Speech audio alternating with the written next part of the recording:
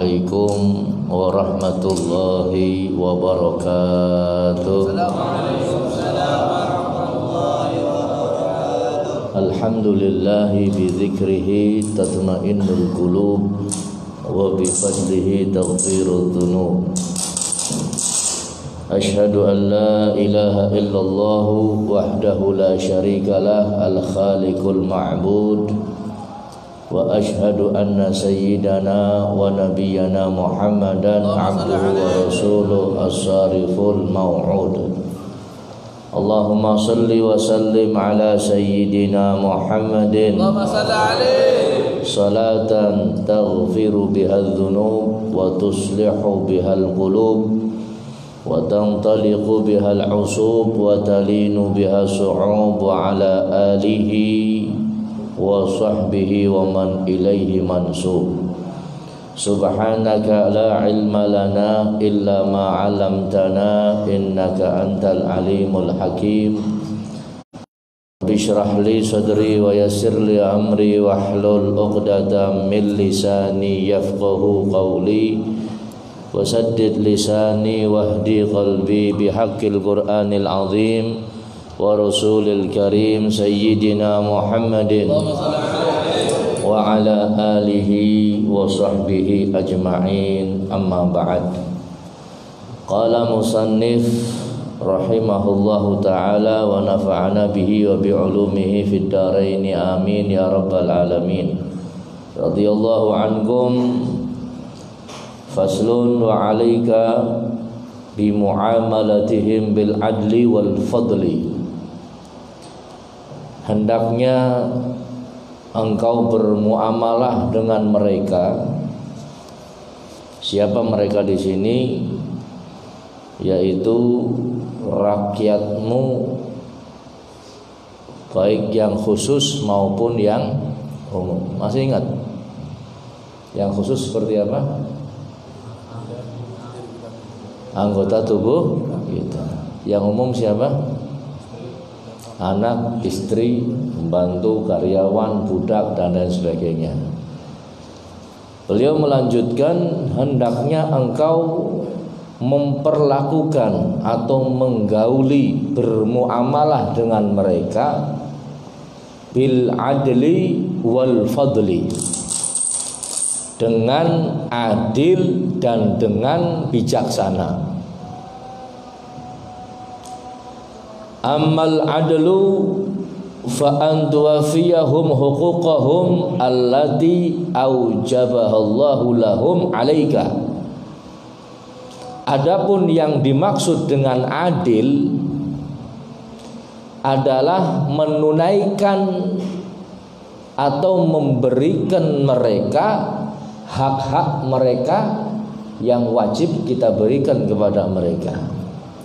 Allati aujabahallahu lahum, yang mana wajib hak itu sudah ditentukan oleh Allah, diwajibkan oleh Allah, ya, ditentukan untuk kita, ditunaikan kepada mereka. Artinya hak tersebut wajib ditunaikan kepada mereka. Minan nafaqah, dari nafkah, wal kiswah, maupun pakaian, wal muasyarati bil ma'ruf, maupun muasyarah bil ma'ruf atau pergaulan yang baik. Wa minal adlil wajib, dan termasuk sifat adil yang wajib, antar da'a ba'duhum an dzulmi ba'd, yaitu menghalau perbuatan sewenang-wenang sebagian dari mereka kepada yang lain. Ya. Contoh, istri memukul anak atau kakak memukul adik. Ya. Wajib bagi mereka menghalau perbuatan kesewenang-wenangan. Wa taqtasu bi limadlumihim min zalimihim, begitu juga menghukum mereka yang berbuat sewenang. Ini salah satu dari bagian sifat adil atau sikap adil seorang kepala rumah tangga. Wagad waroda, dan telah datang sebuah hadis, innal abda, sesungguhnya seorang hamba, yuktabu jabbaron, ditulis oleh Allah sebagai orang yang sewenang-wenang, orang yang zalim, ditulis fulan dia seorang yang jabbar, seorang orang yang sewenang-wenang. Wa ma yamliku illa ahla baitihi, ya. Ternyata setelah diteliti, dia punya kesalahan mungkin kelihatannya nggak besar. Apa? Dia menahan sesuatu yang seharusnya diberikan kepada keluarganya. Fayajuru alaihim, yakni yang dimaksud adalah perbuatan sewenang-wenang kepada mereka, keluarga kita. Hadirin yang dirahmati Allah Subhanahu wa taala, punya keluarga ini satu keniscayaan. Hampir semua orang hidup di dunia pasti punya keluarga atau kepengin punya keluarga. Sing durung kawin ya pengin kawin, pengin punya keluarga. Cuman yang perlu kita ketahui hadirin, yang namanya nikah bukan hanya terbatas menunaikan rukun nikah saat ijab kabul saja. Sementing ada pengantin laki-laki, ada pengantin perempuan, ada ijab kabul, ada saksi, kemudian menikah. Bukan seperti itu hadirin. Ketika kita menikahi seseorang, maka semua tanggung jawab yang tadinya ada di pundak bapaknya atau orang tuanya beralih kepada kita. Oh Bib, saya mampu ngasih makan. Bukan hanya makan saja, bukan hanya nafkah saja, bukan hanya memberikan makan, minum, ataupun tempat tinggal, ataupun pakaian saja, tapi semuanya wajib kita berikan yang menjadi hak mereka, termasuk pendidikan agama. Ini wajib bagi kita. Makanya kalau panjenengan sebagai suami, kepala rumah tangga, kemudian gak ngerti ilmu, gak ngaji, terus mau didik mereka dengan apa? Sudah gitu kadang-kadang kita gak didik mereka, istri kita, tapi juga tidak mengizinkan mereka untuk ngaji. Jadi double-double, gak ngerti apa-apa. Suaminya gak ngerti, gak bisa ngajarin, istrinya gak boleh ngaji. Berarti bodoh bareng, terjerumus bareng. Na'udzubillahi min. Makanya hadirin, supaya kita punya bekal untuk ngajarin mereka, anak istri kita, ngaji ya.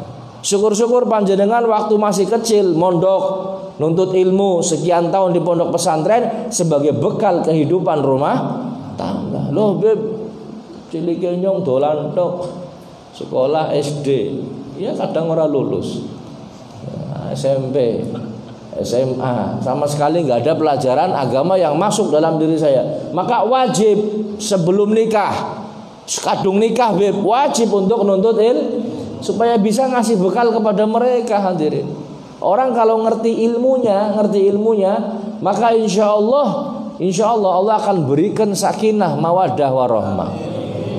Lebih banyak lebih ustadz, kiai menceraikan istrinya atau keluarganya berantakan. Minimal hadirin, kalau orang ngerti ilmu minimal dan dia mengamalkan ilmunya, sekalipun terjadi sesuatu yang tidak diinginkan, maka sesuatu itu akan berjalan dengan baik ya.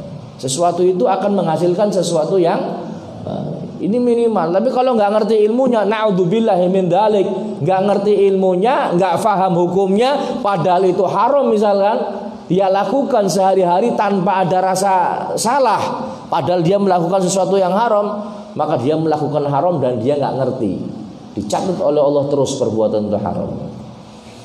Bahkan kalau orang menyadari dirinya nggak tahu hadirin, tahu kalau dirinya nggak paham tentang ilmu agama, kemudian dia biasa-biasa saja, oh dia nggak ngerti, tapi dia biasa-biasa saja, nggak mau ngaji, maka setiap harinya, setiap detiknya dia dicatat sebagai dosa.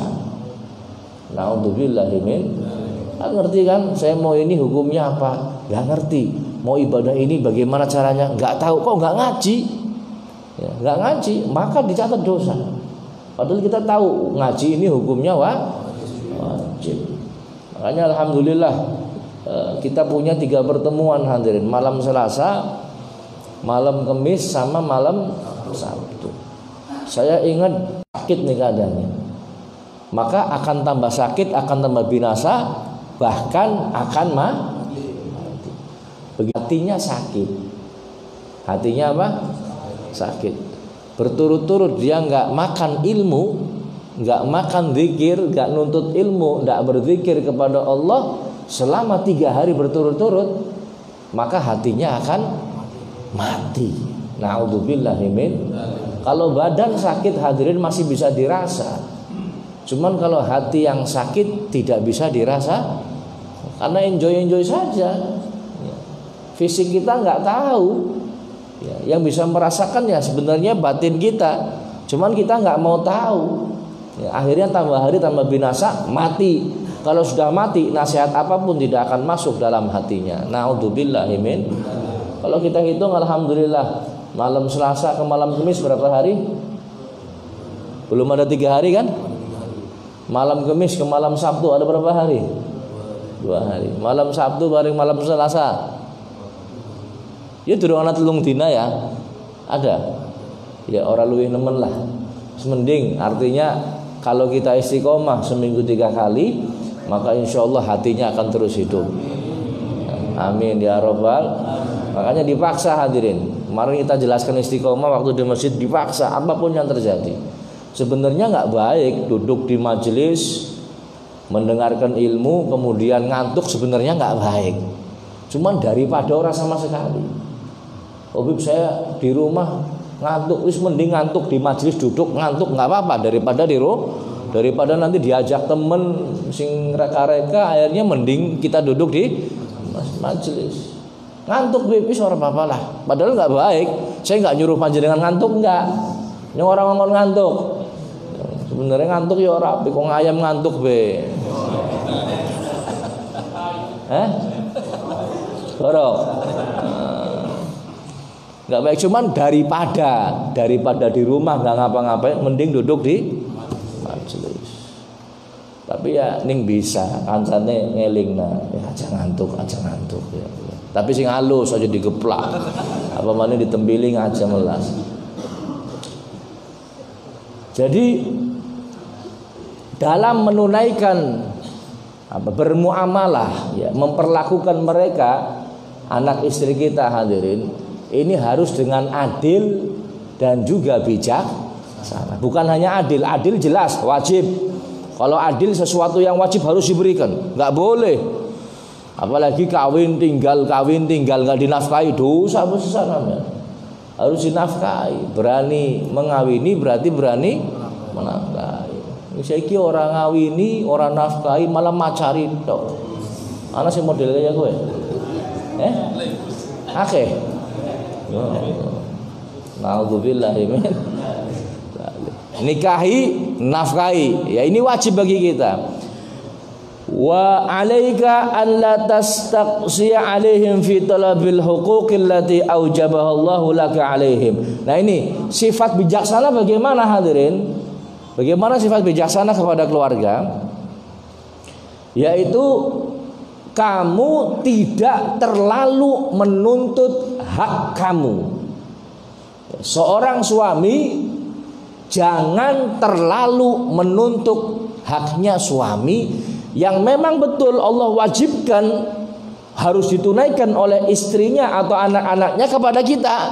Cuman jangan terlalu menuntut. Kalau kita punya kewajiban berikan. Cuman kalau hak kita, kalau bisa jangan terlalu menuntut. Apalagi kita sudah nggak ngasih hak mereka, kewajiban kita nggak ditunaikan, nuntut hak. Nafkahi ora, makani ora, sing kerja wadone lanange leha-leha, misalkan lanange leha mangan turu udut dari hasil istrinya misalkan. Mangan turu udut. terus njaluk jatah paring bojone nyong kudu setiap bulan semene. Yang seharusnya kewajibannya suami justru dibebankan kepada istri. Sudah nggak memberikan haknya misalkan, masih nuntut hak kita. Main hak orang kono wadon kudu hormat karo nyong wong lanang. Kalau kita mau nuntut haknya kita kepada keluarga kita, maka kitanya harus memberikan hak kita kepada mereka. Tapi ini pun kata beliau ini pun ya jangan terlalu menuntut. Sekalipun ini istri kita wajib, keluarga kita wajib, cuman jangan terlalu menuntut sudah. Wa antarfuqa bihim, dan kamu ini lemah lembut kepada mereka. Sama keluarga lemah lembut, ajak walik nang jaba guyonan. Di luar sama temen-temennya bercanda, mbayari kancane, guyonan karo kancane, ngobrol bareng karo kancane, barang lebu omah kereng kayak Tuan Baron sing kumisnya jetet. Ada yang seperti itu? Ada. Sama keluarganya pelit. Sama keluarganya apa? Pelit. Sama orang lain brol-brolan, jor-joran, tapi sama keluarganya apa? Pelit. Metu karo kancane setil, wangi, pakainya jas, pakainya celana, minyak wanginan. Barang nang omah karo bojone sarung bolong, cangkeme mambu udut. Cangkeme mambu udut. Kancane kon be cangkeme mambu udut ora gelem, apa maning bojone kon. Sebenarnya terpaksa mereka melas. Nanti dolim sebenarnya sama istri. Ya. Teman saja mulut kita bau nggak mau, badan kita bau nggak mau. Kadang kita, ya Allah durung adus balik kerja. Naudzubillahi min. Ya, lemah lembut sama mereka. Ini ajaran Nabi kita Muhammad Sallallahu Alaihi Wasallam. Wa tukhaliqahum bi akhlaqil karimah, dan berakhlak kepada mereka dengan akhlakul karimah. Bagaimana akhlakul karimah? Akhlaknya Nabi Muhammad Sallallahu Alaihi Wasallam. Nabi Muhammad, lihat ceritanya Nabi Muhammad. Makanya sering hadir maulid, sering dengar ceritanya Nabi Muhammad. Nabi Muhammad mengajarkan semuanya hadirin. Sebagaimana yang disebutkan oleh sahabat Salman Al-Farisi, "Allamana Rasulullah sallallahu alaihi wasallam kulla syai' hatta al-qiraah." Nabi Muhammad sallallahu alaihi wasallam mengajarkan kepada kami semuanya, hatta urusan kotoran, urusan buang air. Urusan buang air besar, buang air kecil diajarkan Nabi Muhammad. Sisan carane cewek diajarkan. Loh, ini hebatnya agama kita hadir. Apalagi urusan rumah tangga diajarkan semua. Mulai dari meminangnya, ngeliat, minang, ijab kabul, memberi nafkah, menggauli istri, nafkah zahir, nafkah batin. Ini diajarkan semuanya. Cuman majelis ini belum ya, sampai kitab-kitab yang berkaitan dengan rumah tangga belum ya. Pengen privat baiklah, privat itu privat. Privat saja sudah, nanti bab rumah tangga. Ini permukaannya saja. Tapi perlu diperhatikan dan diamalkan dalam kehidupan sehari-hari. Mudah-mudahan Allah berikan kita taufik sehingga bisa mengamal. Berakhlak hadirin.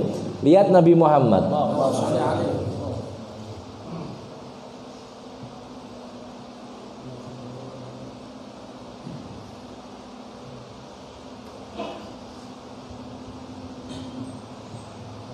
Lihat Nabi Muhammad sallallahu alaihi wasallam di dalam memperlakukan istri-istri beliau luar biasa hadirin.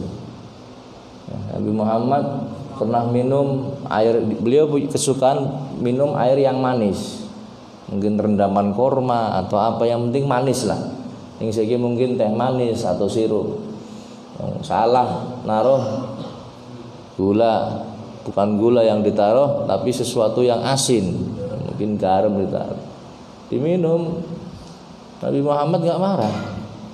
Nabi Muhammad gak capek, baru pulang perang, bayangkan. Balik perang sama balik kerja lain. Pulang kerja gak begitu capek, ini pulang perang hadirin. Minum ternyata airnya asin. Ente dong minum terus banyune asin ngomong apa coba? Minimal sudah sealus-alusnya dengan ngomongnya bagaimana? Ya asin nemen sih. Ano nyugui wedang asin bana. Lalen ya. Ini asin ini coba. Nabi Muhammad nggak ngomong, ya umumnya wong ya sebombong-bombongnya wong lanang hadirin. Ketika capek banyunya asin, ki banyu apa sih? Mesti ngomong sudah, pasti Nabi Muhammad nggak ngomong hadirin. Nabi nggak lihat akhlaknya Nabi Muhammad. Nabi Muhammad nggak ngomong, diminum tetap sama Rasulullah. Cuman biasanya Nabi Muhammad, ini praktek ya. Kanjeng Nabi kalau minum ini nggak semuanya diminum. Orang kayak kondre, minum diglebok kadang kurang minum. Ya ora separuh tok, minumnya separuh, nanti sisanya diminumkan ke istrinya. Atau istrinya minum bekasnya Loh ini romantisnya Nabi Muhammad, separuh gini.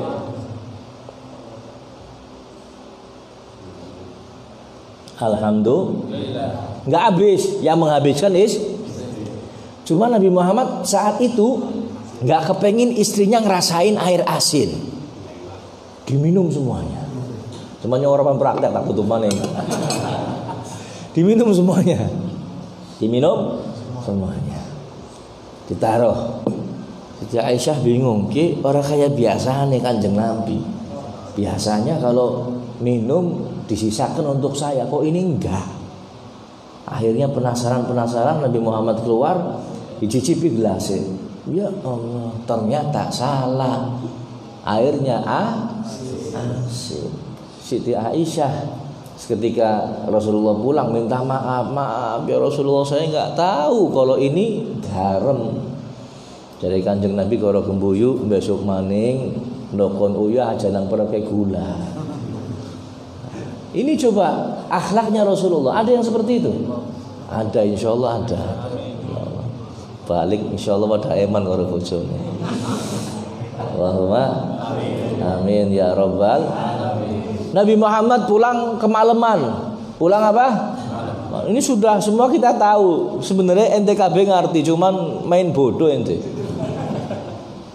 Pulang kemalaman. Ketok-ketok pintu, enggak ketok-ketok pintu, takut membangunkan istrinya, mengganggu istrinya. Tidur di luar Nabi Muhammad. Tidur di luar. Lanang saiki jarak kadang baliknya bengi ganggu wadone. Dolanan doi majlah sampai malam enggak ada manfaatnya, pulang ganggu istrinya. Ini pengajian sih ora apa-apa. Ini pengajian insyaallah istri panjenengan bakal maklum. Apa maneh nang pengajian ente diomongi kongon sing eman karo paring bojone. Mesti ngaji nang di Habibmu, silahkan jam 2 balik ora apa-apa. Ya.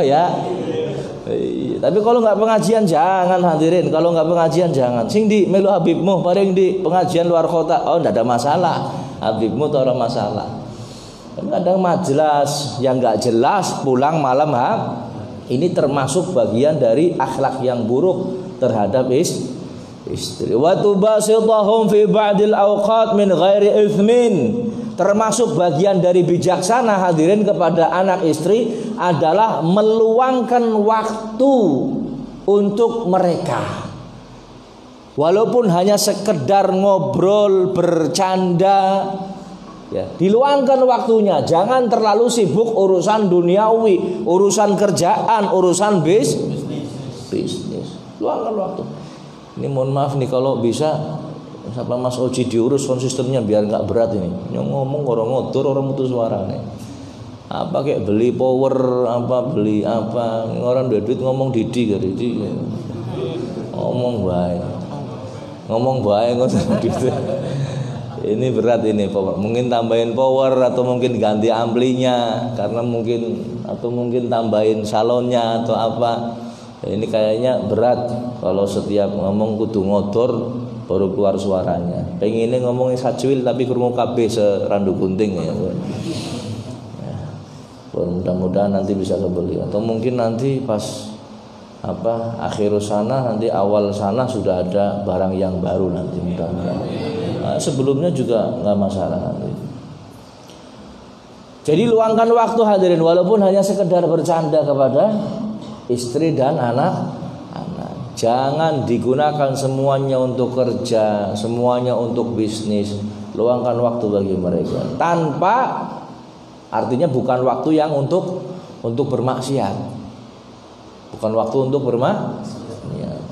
Ya, kadang bawalah rekreasi, diajak piknik biar nggak pucet. Tahunan kerja tok lah deni lanang ora tau piknik ya sumpek kok. Sumpek bojone sampean diajak piknik walaupun paling polo kodok kan ana.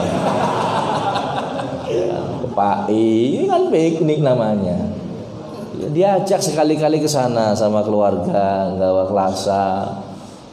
Yang penting menyenangkan hati mereka. Bukan hanya setahun sekali. Oh jalan Nabi 10 Muharram. Ya betul 10 Muharram lebih lagi. Cuma jangan setahun sekali, kasihan. Bahwa mereka bercanda ataupun kemana jalan-jalan. Yang jelas jangan ke tempat-tempat maksiat. Gak usah keluarga diparing di karaoke nah. Yang tempatnya banyak orang yang seperti ini kan gak lucu ini yang seperti ini. Ya, bukan bi qadri ma tazulul wahsyah wa tanfir wa tabqal haibata wa tawgir.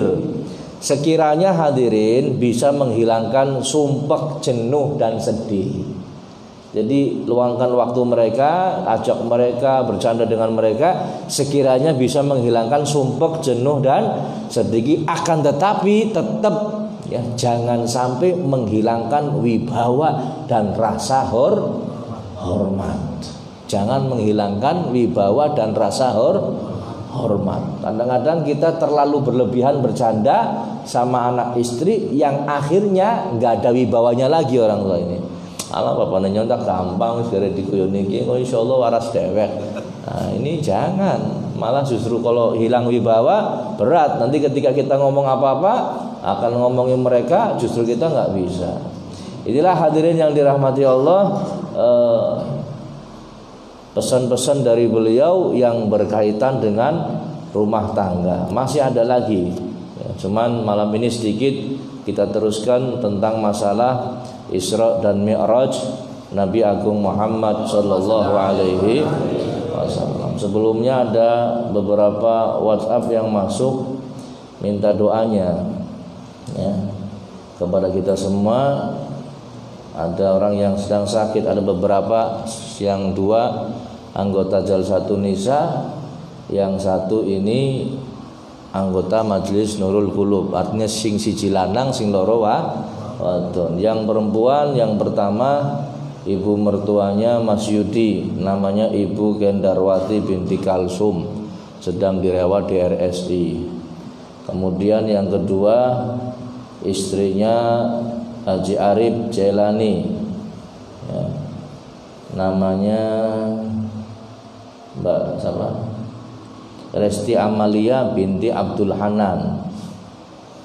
Kemudian yang anggota Nurul Qulub ini ada Mas Tarmidi, juga sedang sakit. Kita doakan mudah-mudahan Allah cepat angkat penyakitnya, diberi kesembuhan oleh Allah Subhanahu wa taala, dan mudah-mudahan bisa kembali lagi hadir bersama-sama kita di tempat-tempat yang baik, di tempat pengajian. Al-Fatihah biniyati syifaan ajilan syifaan la yughadiru saqaman wa la ilala bihaqqil Qur'anil azim wa rasulil karim sayyidina Muhammadin sallallahu alaihi wasallam. Al-Fatihah. A'udzu billahi minasyaitonir rajim. Bismillahirrahmanirrahim. Alhamdulillahi rabbil alamin arrahmanir rahim maliki yaumiddin iyyaka na'budu wa iyyaka nasta'in ihdinas siratal mustaqim siratal ladzina an'amta 'alaihim ghairil maghdubi 'alaihim waladdallin.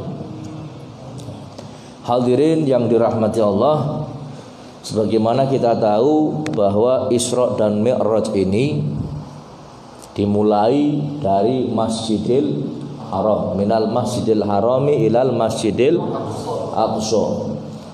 Kenapa kok dimulai dari masjid menuju masjid? Karena masjid punya keutamaan tersendiri. Ahabbul bilad ilallah masajiduha. Tempat yang paling dicintai oleh Allah adalah masjidnya, dan yang paling dibenci adalah pasarnya. Jadi masjid itu tempat yang paling dicintai oleh Allah, al-masjid baitu kulli taqi, baitu kulli mu'min. Dalam beberapa hadis disebutkan yang namanya masjid rumahnya orang yang bertakwa. Riwayat lain mengatakan rumahnya orang yang beriman, ya, rumahnya orang yang beriman. Ini masjid. Orang yang masuk masjid seharusnya mendapatkan ketenangan, hadirin. Makanya orang-orang dulu ketika sumpek ada masalah, ya mereka langsung masuk masjid. Oh, bukan sholat 5 waktu, tetap masuk masjid. Ya, i'tikaf, ya, atau yang lain, baca Quran, baca zikir dengan niat i'tikaf. Ini mereka. Jadi cari solusi mengatasi masalah bukan di tempat-tempat yang biasa atau bahkan tempat yang diharamkan, tapi justru tempat-tempat yang dimuliakan. Kenapa? Karena tempat tersebut tempat turunnya rahmat. Bukan rahmat saja, sakinah, ada ketenangan. Tempatnya malaikat di situ. Ketika kita berdoa, insya Allah doa kita diijabah oleh Allah Subhanahu wa Ta'ala. Ini masjid. Saking hebatnya masjid ini, dulu pernah Habib Salim Asy-Syadri, Sultanul Ulama, rajanya ulama yang meninggal beberapa tahun yang lalu, beliau pernah ditanya tentang hebatnya orang-orang dahulu. Orang-orang dahulu, ulama-ulama terdahulu ini luar biasa hebat-hebat. Mereka sudah alim, ya, ilmunya banyak, ahli ibadah, soleh. Bukan hanya sekedar alim saja, tapi soleh. Tapi orang-orang zaman sekarang, ya, kok mereka alim, mungkin belajar, bahkan sampai ke universitas, ke perguruan tinggi, alim-alim mereka. Tapi kok kualitasnya nggak sama dengan orang dulu. Kalau orang dulu alim, soleh, nggak mau sesuatu yang haram. Sekarang sekalipun kadang punya ilmu alim, tapi kadang nggak soleh. Maka tanya sama Habib Salim, kok kenapa beda kualitas mereka orang alim dahulu sama orang alim sekarang? Maka dijawab oleh beliau, ya, kata Habib Salim, orang-orang dahulu mereka lulusan jami'. Lulusan apa? Jami'. Tapi orang sekarang lulusan jami'ah. Lulusan apa? Jami'ah. Jami' ini mudzakkar, jami'ah ini muannats. Mudzakkar menunjukkan laki-laki, muannats menunjukkan perempuan. Ini dalam tata bahasa Arab ada mudzakkar, ada muannats. Kalau menunjukkan muslimin, mudzakkar salim, ya, muannatsnya apa? Muslimat. Muslimin orang-orang muslim laki-laki, muslimat orang-orang muslim perempuan. Nah, ini jami' dengan jami'ah. Jami' ini mudzakkar, artinya apa? Jami' masjid, jami' masjid maksudnya jami'. Jami'ah pakainya muannats, ada tak marbutohnya. Biasanya kalau muannats ini ada taknis, ada huruf ta yang menunjukkan perempuan. Termasuk ada tak marbutoh dan sebagainya. Nanti ada dalam ilmu nahwu sharaf. Nah, ini kok jami'ah, ya, ini artinya universitas. Jami' artinya masjid, jami'ah ini universitas. Jami' ini menunjukkan mudzakkar laki-laki, jami'ah menunjukkan perempuan. Jami' disebut masjid, jami'ah perguruan tinggi atau universitas. Kata Habib Salim, orang dahulu lulusan jami', orang sekarang lulusan jami'ah. Kemudian beliau mengutip ayat Al-Qur'an, walaysa dzakar kal untha, dan laki-laki laki-laki tidak sama dengan perempuan. Paham maksudnya ya? Artinya laki-laki punya kelebihan dibanding dengan perempuan. Jami' masjid ini menunjukkan mudzakkar laki-laki, sedangkan jami'ah menunjukkan muannats artinya perempuan. Gak sama lulusan jami' dengan jami'ah, ya. Jelas dalam bagian warisan laki-laki dapat berapa? 2, perempuan dapat berapa? 1. Dalam hal apapun beda, hadirin, antara laki-laki dan perempuan. Makanya mereka lulusan masjid lain dengan lulusan universitas. Imam Syafi'i bukan lulusan universitas, lulusan masjid, hadirin. Imam Malik, Imam Hambali ini semua bukan lulusan universitas, lulusan masjid. Makanya bangga panjenengan ngaji di masjid, jangan terus minder. Jangan terus minder, bangga. Oh ya, saya ngaji di mana? Masjid Zainal Fajri. Ya, tapi insya Allah jangan lulus. Mau nggak lulus jangan. Ya. Cuman bedanya panjenengan ngaji nang Zainal Fajri, ya, paling bayarnya nggak kaleng muter. Kalau di universitas berapa? Ente kuliah teng berada? Nah ini beda antara jamiah dengan jamiah. Makanya masjid ini penuh dengan keberkahan hadirin. Bun. Alladzi barakna haulahu linuriyahu min ayatina. Masjidil Aqsa ini hadirin adalah masjid yang diberkahi sekelilingnya. Wa fihi, dan juga di dalamnya. Berkah zahir dan berkah batin. Berkah zahirnya apa? Banyak buah-buahan, banyak pepohonan, dan air pun berlimpah. Sedangkan berkah batin, Masjidil Aqsa ini banyak asar atau peninggalan-peninggalan para nabi dan rasul. Sebab banyak nabi yang lahir dan tinggal di Masjidil Aqsa. Linuriyahu, ya, untuk kami perlihatkan min ayatina, sebagian tanda-tanda kekuasaan kami, ya.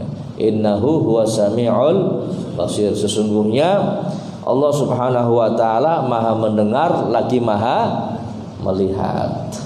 Kemudian hadirin, sebelum Isra Mi'raj, Nabi Muhammad dibelah dadanya.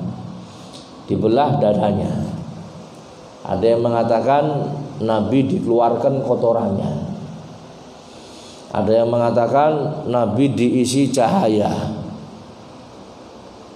Tapi menurut Habib Ali bin Muhammad Al-Habsyi dalam kitab Maulidnya disebutkan wa ma akhrajal amlaku min qalbihi adza walakinnahum zaduhu tuhran ala tuhri. Kata beliau, malaikat ini tidak mengeluarkan kotoran dalam hatinya, sebab Nabi Muhammad tidak punya kotoran. Saya ulang lagi, Nabi Muhammad tidak punya kotoran. Lalu fungsinya apa dibelah? Nabi Muhammad dibelah ditambah kesuciannya di atas kesucian. Beliau sudah suci, hatinya sudah suci, ditambah lagi kesuciannya. Istilah bahasanya itu di-upgrade atau di-update. Sudah bersih, ya, di-upgrade lagi, ditambah lagi kesuciannya oleh Allah Subhanahu wa taala, diisi cahaya. Kok kenapa diisi cahaya? Ya. Kalau kalau kita lihat dalam ilmu fisika hadirin, ilmu fisika, Nabi Muhammad ini melakukan Isra dan Mi'raj ini bukan jarak yang dekat, jaraknya jauh. Buraq saja hadirin diriwayatkan, buraq ini kecepatannya seperti kecepatan cahaya. Sekali melangkah sebatas mata memandang. Ini buraq.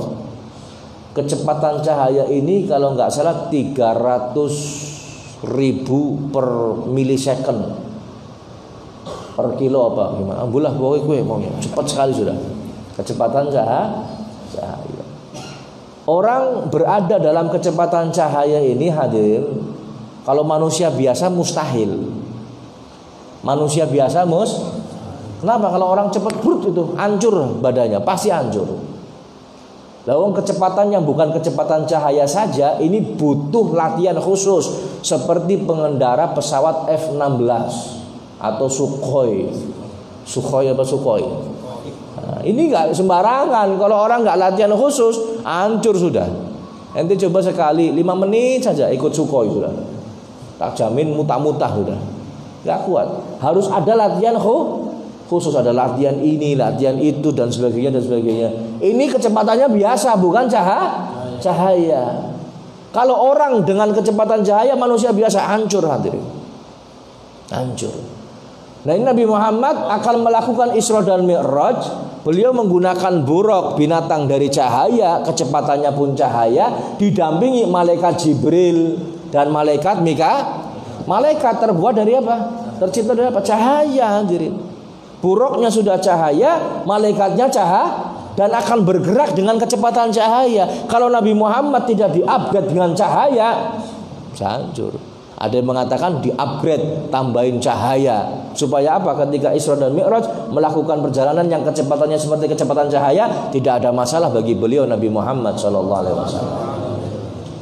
Ada lagi yang berpendapat bahwa Nabi Muhammad SAW di belah hatinya ini diambil hadzus syaiton, diambil bagian rahmat ya, untuk syaitan ini diambil. Jadi supaya tidak ada lagi rahmat untuk syaitan. Maksudnya bagaimana? Kita semua tahu hadirin, yang namanya beliau Nabi Muhammad, wa ma arsalnaka illa rahmatan lil alamin. Tidaklah kami utus engkau wahai Nabi Muhammad melainkan untuk rahmat semesta, rahmatan lil alamin. Al alamin ini hadirin, al alamun dalam kata al alamin ini maksudnya semua selain Allah, namanya al alamin. Jadi ketika bahasa dan tidaklah kami utus engkau ya Muhammad melainkan sebagai rahmat untuk semesta alam, berarti semua selain Allah masuk dalam rahmatnya Nabi Muhammad. Pertanyaannya, setan termasuk alamin enggak? Termasuk hadirin. Jin, setan dan lain sebagainya termasuk alamin. Cuma ketika beliau mau Isra, diambil bagian rahmat itu untuk setan. Jadinya apa? Setan nggak dapat rahmat yang dibawa oleh Nabi Muhammad Sallallahu Alaihi Wasallam. Disinilah setan ini putus asa. Nabi Muhammad rahmatnya untuk semuanya, kecuali untuk setan.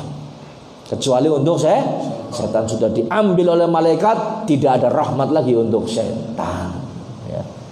Makanya siapapun yang jadi temannya setan, hati nggak ada rahmat lagi dari Nabi Muhammad Sallallahu Alaihi Wasallam. Ada yang mengatakan lagi Nabi Muhammad ini diisi cahaya. Ada yang mengatakan Nabi Muhammad diberi kemampuan, di belah dadanya ini apa? Diberi kemampuan supaya bisa menghadap Allah secara langsung. Sebab nggak sembarangan hadir. Nabi Musa aja KO. Nabi Musa pingsan hadirin. Nabi Musa apa? Pingsan. Walamma jaa Musa limiqatina wa kallamahu rabbuhu qala rabbi arini anzur ilaik.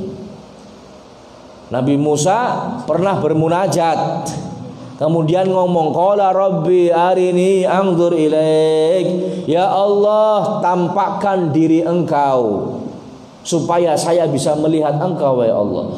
Qala lan tarani, Allah berfirman, hei Musa, lam sama nun, artinya tidak akan pernah bisa wahai Musa, kamu gak akan pernah bisa. Lantaroni, kamu tidak akan pernah bisa melihat saya wahai Musa.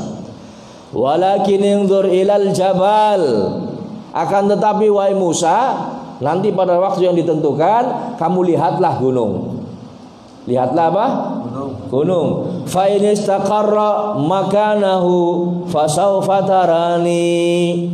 Seandainya gunung ini tetap di tempatnya, ya.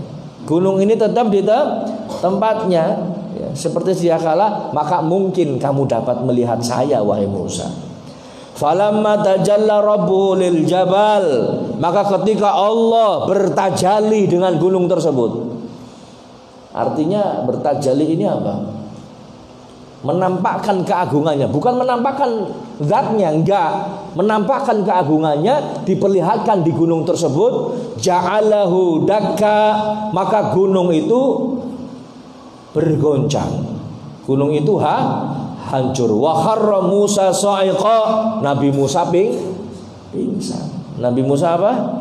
Pingsan. Falamma afaqa qala subhanak tubtu ilaik wa ana awwalul mu'minin. Kata Nabi Musa ketika sadar, qala, beliau berkata, subhanaka, maha suci engkau wahai Allah, tubtu ilaika, saya bertobat kepadamu wahai Allah, wa ana awwalul mu'minin, dan saya adalah termasuk orang pertama, orang yang beriman kepada Allah Subhanahu. Nabi Musa nggak kuat, makanya Nabi Muhammad dipersiapkan supaya bisa kuat menghadap zat Allah Subhanahu wa taala. Dan kenyataannya beliau pun bisa. Ini sekilas dari Isra dan Mi'raj Nabi Muhammad SAW. Masih banyak lagi yang berkaitan dengan Isra dan Mi'raj. Insyaallah ikuti terus pengajiannya ya, setiap malam Selasa, malam Kamis, malam Sabtu.